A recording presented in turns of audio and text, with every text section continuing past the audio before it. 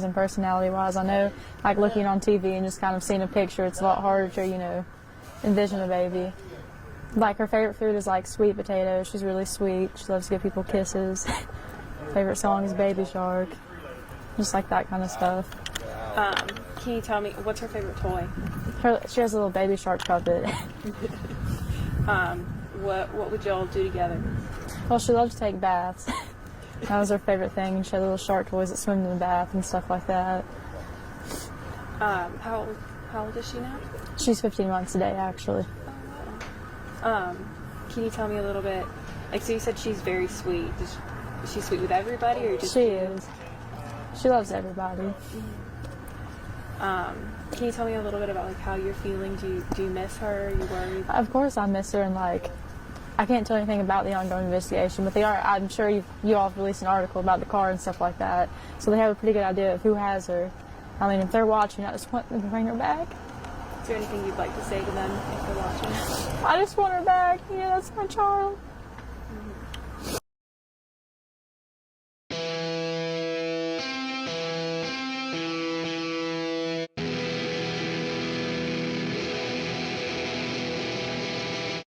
Hello, welcome to Crime Bytes, the show where we talk about some truly bizarre and disturbing crime cases. My name is Liz, and today is True Crime Tuesday. So I hope you all are having a great start to your May. I'm recording this before my first large show or event of my summer season. I've got a 3-day festival out in Lake George. It's the first year that this one is running too, so we'll see. I'm pretty hopeful, even though I'm looking and apparently it's forecasted to rain all weekend, which is never great for those things, but hopefully it won't. And it's a multi-genre, mostly steampunk and fae, I think. Those are the two main that I'm going with anyhow for my artwork. But if you'd like to check out a taste of the jewelry or art that I do carry, you can head over to my Etsy page. I'll leave that link in my description. My crab shadow boxes are my most popular thing at the moment. This one's as big as my head. I plan to add some big guys like this to my Etsy soon, but I've got the little ones on there now. I will after this weekend if I don't sell them all, but in the meantime, got the smaller ones on there and my usual staples like butterfly wing jewelry. It's always a favorite. It's one of my favorites to make too. But anyways, check them out if you're interested. The link's in the description. All right, let's get to today's case. On February 19th, the following Amber Alert would be issued. It would come from the Tennessee Bureau of Investigation, and it would state that they were in need of help locating 15-month-old Evelyn Mae Boswell, who was missing from Sullivan County. And just look at her little face.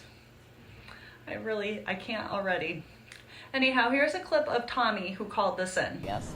Because my granddaughter, she never did come back, and I just want to know what happened to her. When was the last time you had seen her? Thanksgiving. Up to his house. We all had Thanksgiving dinner. So the day before this Amber Alert would go out, Evelyn's grandfather Tommy would call in and say that he had not seen Evelyn since Thanksgiving and he was concerned. He couldn't get a straight answer about where she was either from his daughter Megan, and basically was just hoping the police could reassure him that everything was okay. The sheriffs would go to look into things, and they would go to Megan first, obviously, and she would say that Evelyn spent the holidays with her father, whose name is Ethan Perry. She would say he was on military leave and wanted the holidays with his daughter. Then she would say he was acting strange and that she hadn't spoken to her daughter since the day after Christmas, which would have been about a whole month. And she would say Ethan was refusing to respond to her texts or her calls. Then she would go on to say that they had worked it out, figured everything out, and she was supposed to be getting Evelyn back that evening, actually. So it seemed like everything was going to be just fine, but they decided to reach out to Ethan Perry to confirm that everything was in fact okay. And when they did, he didn't know what the heck was going on.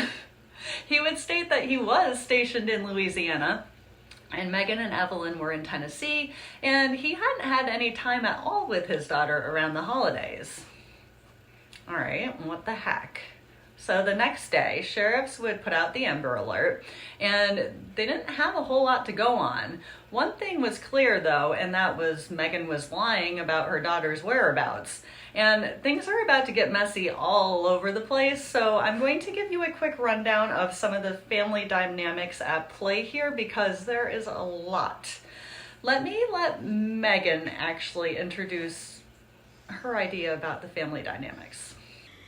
Well, Gypsies are not a cult. They've been asking people if there's like a gypsy ringleader, and we're not like ringleaders. We're not like out here kidnapping babies or anything like that. So would you describe your family as a gypsy family? Well, yeah. And like my dad's very proud of that, you know, but he's just mad about all the rumors going around, like trashing them, because like we're not a cult, you know what I mean? So Megan Boswell was one of 4 children, born to Tommy, who we just met, and a woman named Angela. Megan's childhood experience was a bit rocky or tumultuous, if you will. Tommy and Angela were on again, off again, and there was a lot of domestic violence between the two of them.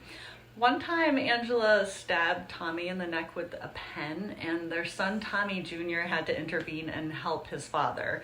Another time, Angela got caught cheating, and Tommy Jr. and Sr. ran the guy down with a truck and were both charged with attempted murder, and they would plead no contest and be put on probation. So this is the environment that Megan grew up in, and eventually the two would divorce, and Tommy would file for custody of the 3 children who were still minors, Megan being one of them. And when she was 17, she would become pregnant with baby Evelyn. The father was, like we mentioned, 19-year-old Ethan Perry, who joined the military and was stationed out of state shortly after Megan got pregnant. Megan decided to go live with her mother while she was pregnant, but her mother got put into jail and she would have to go back to her father, who at this point was living at a commune in Blunteville, Tennessee. Hey, buddy. This helps to explain why it was hard to keep track of everyone, or easy to lose someone, if you will. It was kind of like a revolving door commune. Yeah. Shortly after they moved in, Evelyn was born. Megan was described as a proud mom, and Evelyn was described as an independent baby. She said her daughter gave her a purpose and a reason to wake up every day. This is how she described her in one of her interviews.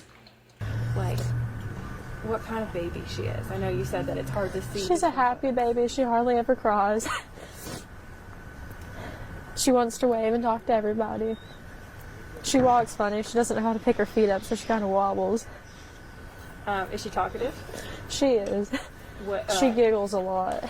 You'll smile at her, she'll just start giggling. She's very happy. Okay, so back to the Amber Alert. When this went out, social media really kind of blew up about the case, which people were suggesting Megan's new boyfriend, and she was dating a guy named Hunter Wood. Hunter Wood. Sorry, I can't. Sorry, Hunter. Wood. He would end up doing an interview and attempt to clear the air, and he was very forthcoming and said that he only knew Megan for about 2 months, and he had never even seen Evelyn, only pictures of her. He thought that she was with her father because that's what Megan told him. So back to that original story, which was ultimately a dead end. The sheriff's department would release the fact that not all of Megan's stories were adding up, and the sheriff would add $1,000 of his own dollars to the existing rewards for her safe return, and it was growing to around $56,000, which unfortunately would end up being in vain. They would also release that they were searching for a 2007 gray BMW and determined that the last credible time that Evelyn had been seen was on December 10th or 11th, and that it was by a babysitter. And this is what her interviews were looking like now. That kind of thing. And then she started threatening me, which, like I said, I'm not going to get into like everything she threatened me with, you know, because I'm just not, but... Obviously now that you believe you know who has her, what do you have to say to them? To just bring her back. I just want her back. That's all I want. I've been so long without her, and I know a lot of people are like, oh, why didn't you report it missing earlier? Because my mom threatened me, and I just want her back. That's all I can think about is how much I just want her back. Talk to me about when you had the indication that she was missing and something was seriously wrong. Just when she left and took off and just didn't answer her phone. Talk to me about why your dad made that report. Because he was talking to my mom the night before, and he was like, oh, well, if she doesn't come home, I'm going to call. And she was going on, well, you're going to regret this. Like, I'm going to have to leave and never be able to come back. You will regret this. Her story has completely changed, and now she's saying that her mother has taken Evelyn. And she is never clear about the last time that she even saw her daughter. Then the BMW was found, and a William McCloud and Angela Evelyn's grandmother were arrested in Wilkes County, North Carolina. So now it was looking clear that Megan's mother and her boyfriend ran off with Evelyn. Or was it? Once the police located and brought in the pair, there was literally no sign of Evelyn. No toys, no signs that she had ever even been with them. The car itself was found with Angela, but it belonged to Hunter Woods' family. Remember Megan's new boyfriend, Hunter Woods? And it was reported stolen on February 20th. They were going to sell the car to Megan, apparently, but nothing had gone through yet. And Angela would claim that Hunter and Megan had given her the car. But the main thing that was apparent in the midst of all this was that Evelyn was not there either. That's 2 bogus stories for Megan now. Not good at all. So she would claim at first she was trying to protect her mom. Now, tell me what you're thinking right now. I just don't know if the person who has her is like maybe scared that they're going to get in trouble. But they won't. They just bring her back. What are you thinking about her current status right now? Do you think she is okay? Do you think she's being taken care of? And what is your message to authorities right now? To the TBI, Sullivan County, and all of the sheriff's departments and any authority that's working on this case? Just that if they don't take it seriously, what I just said, I will go find her myself. She tried to backpedal and say she was trying to protect her. The important thing was that this had blown up already, and everyone, so to speak, knew that Evelyn was missing, and literally no one was coming forward about it. Something was up, and no one near the situation knew anything or was bringing forward any answers. She would also claim that she knew where her daughter was in that same interview, which, all right, just watch this. We went to Texas to see her dad, Ethan, and she slept the whole way there. Like, I had to make her wake up to eat and stuff like that, and that's like a 24-hour drive there. So, let's get into the last time you saw her. Tell me what that time was like and when that was. Well, actually, I want to talk about that. I've told TBI where to find her in Mendota. My mom took her to a campground and a silver camper, and if they don't go tonight, I'm going to go find her myself. News Channel 11 reached out to the sheriff's department because she basically said on air that she knew where Evelyn was at this campground and that they weren't there looking for her. They had to tell the news channel that they had in fact been there and they had searched the campgrounds. I know, my dog's not happy about this. But there was no sign of Evelyn or that Angela had even been there. It was literally another dead end that Megan was talking about like it wasn't. And then she would message another news station before giving another interview. And in the message, she would tell them that she was pregnant. Apparently, she came in for a polygraph, or said she came in for a polygraph, and they wouldn't give her one due to their policy. But let's watch a bit of this one. Well, I know that there's been rumors about, like, you being pregnant right now, and I'm not getting into that. I know, I hate to ask you that, but, like, I just want to give you the opportunity to, like, address anything that you feel that the public should or shouldn't know, or I know everybody's in your business. I am pregnant, that's why they won't give me a polygraph. Due to policy, if you're pregnant, they cannot give you one. Okay, that makes sense. That must make all of this so much harder for you.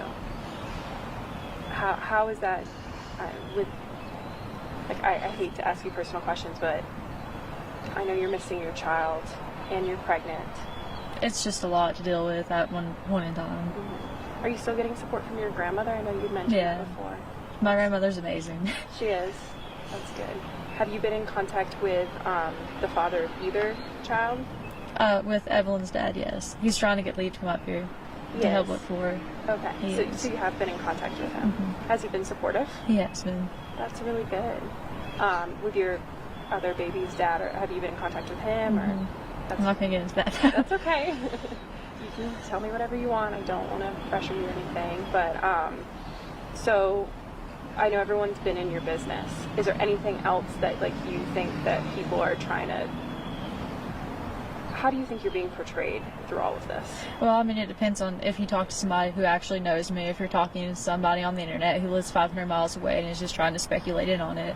So if you talk to anybody who actually knows me, they know that I would never hurt Evelyn or do anything like that. Mm-hmm. And do you think that, like, would you ever put her in harm's way? No.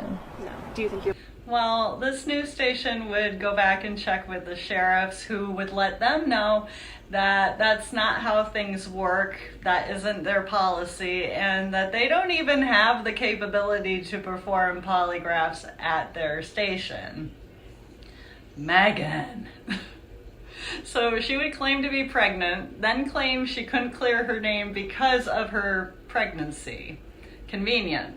But still busted. I can't with how calm she just rolls out these lies. It's insane. It makes me feel like I'm going a little bit crazy. Am I the only one here?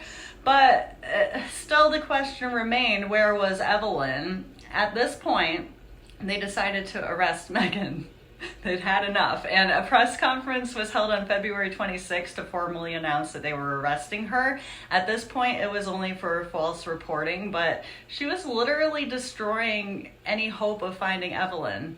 And why?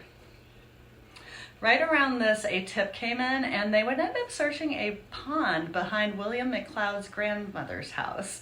And he had come to his grandmother looking for money, but she didn't see a child with him, and they ended up searching the pond near her house but didn't find her. And this is what she had to say about her grandson. He's devious enough. His record from youth up, he's been devious enough to be involved in something. They wouldn't find anything in the pond either, and William would also be forthcoming and would tell the reporters that he had only met Evelyn about twice, and that Angela and Megan were never on very good terms. He would say that Angela was trying to rekindle her relationship with Megan leading up to the disappearance, but Megan would keep coming up with excuses.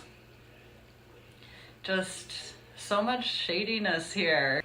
And after Megan was booked, usually the number of pregnant inmates changes every day, and guess what? It didn't when she was booked, so then she would admit that Evelyn was dead.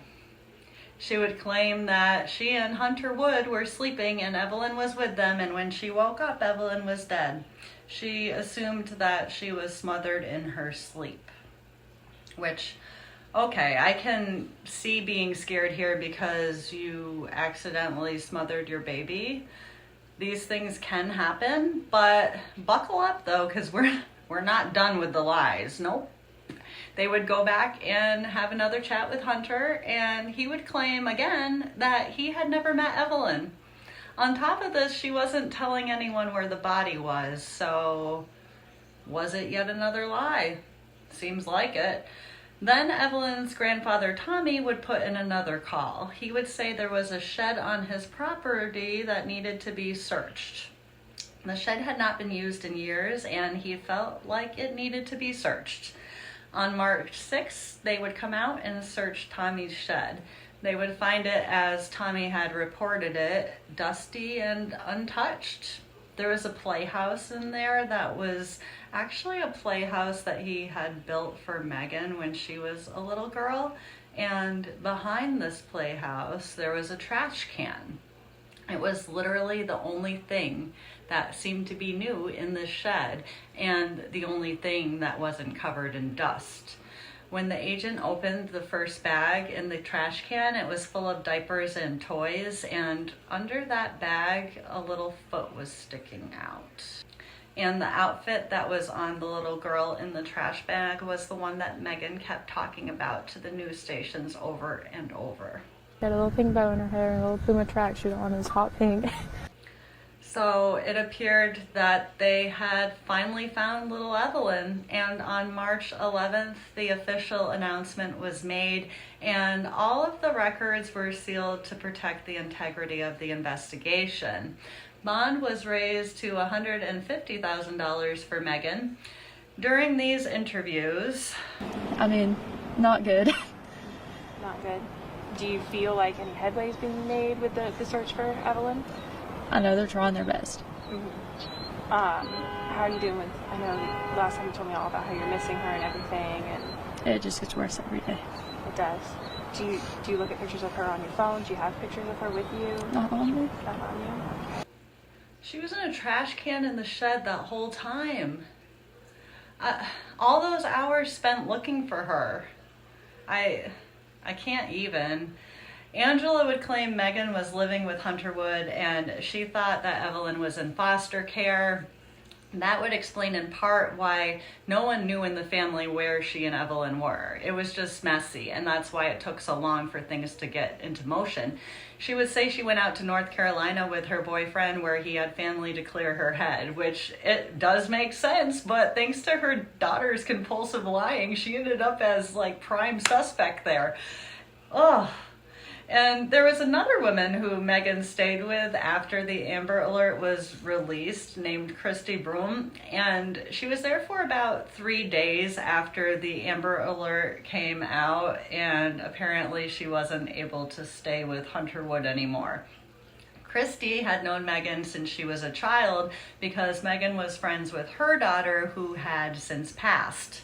She let Megan stay with her because she didn't have anywhere else to go, and she didn't think that she had anything to do with hurting her daughter. While she was staying there, though, Christy would say that Megan didn't seem like she was interested at all in the investigation or in finding her daughter. She kept saying she was all worried that she would be arrested. And Christy would say something key as well. She said that Megan said she was afraid her mother would hurt Evelyn and put her on her dad's property. And this is before Evelyn was found. So, But Christy would say that she had no emotion when talking about it either. And she was trying to reason with her, but it was weird. Like, she would say things that would usually invoke emotion and get nothing back. Nothing but concern for herself. Then after they searched her dad's property, she really, the first time before they found Evelyn, she really started going out, doing those interviews and talking like she knew she could go cover things up because they didn't find her. But then her dad would call again and they would. She would be indicted of the following charges. Charging Megan Boswell with a total of 19 counts. There were 2 counts of felony murder, one in perpetration of aggravated child abuse and one in perpetration of aggravated child neglect. 1 count of aggravated child abuse, 1 count of aggravated child neglect, 1 count of tampering with evidence, 1 count of 12 counts of false report, 1 count of abuse of corpse, 1 count of failure to report a death under suspicious or unusual or unnatural circumstances. The next hearing date is August the 28th in criminal court for Sullivan County, and the bond on this case currently is $1 million. Her bond would then be raised to $1 million. Evelyn's cause of death would remain sealed until 2023 when the trial was supposed to begin, and the autopsy would reveal that Evelyn had died of asphyxiation in 4 different places, apparently, and let me break that down. Apparently, she may have still been alive when she was put face down into the trash can, in a trash bag, and wrapped in a fleece blanket. And beyond that, her face was wrapped in aluminum foil. Aluminum foil. And she was wrapped so tightly that part of her face was flat. So she had smothering, placed in a trash bag, and then she was shoved in the trash can probably still alive and horrified.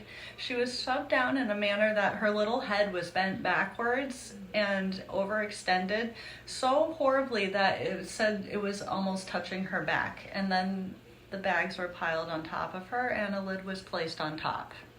And she was gone. The pathologist would say that at 15 months, it would be almost impossible that she would have been accidentally smothered in her sleep. In fact, it seems that all of this was done to her while she was still alive, which is just beyond heartbreaking and disgusting. Megan's palm and fingerprints were found on the trash can and on the aluminum that was wrapped around little Evelyn. On February 6th of 2023, when the trial was supposed to start, all of this information was released and all the photos were accepted except for one of the photos, which was Evelyn's face after the layers of foil had been taken off of it. The prosecution did not seek the death penalty. Megan and her lawyer were not doing so well, so she asked for a new one and her lawyer asked to be removed. They could not get on the same page. Originally, the judge denied, but then accepted this. I don't know how anyone could defend someone like that personally, but she was assigned a new attorney, and her trial was pushed to February 3rd of 2025. And on Thursday of February 13th of 2025, Megan would be sentenced to life with the possibility of parole. Apparently, she will be eligible after serving 51 years, which, I mean, at least she won't be able to have any more children. I don't know. What do you guys think about her sentence? I don't think I like it. I think what Megan did to her daughter was just beyond horrible. And then to lie and cover it up and spend all those time and resources like she did, I don't know. I get she probably won't be too much of a threat when she's almost 70, so I guess that makes sense. Let them decide then. This case just makes me so furious, and the question of why hasn't even really been answered. If she were to attempt to answer it, would we even believe her though at this point? Probably not. Yeah, that's how I feel about it. My neighbor's dog is outside, and it's actually a corgi named Scooter, and they don't get along. So he's just they're gonna bark at each other at my window for a few minutes.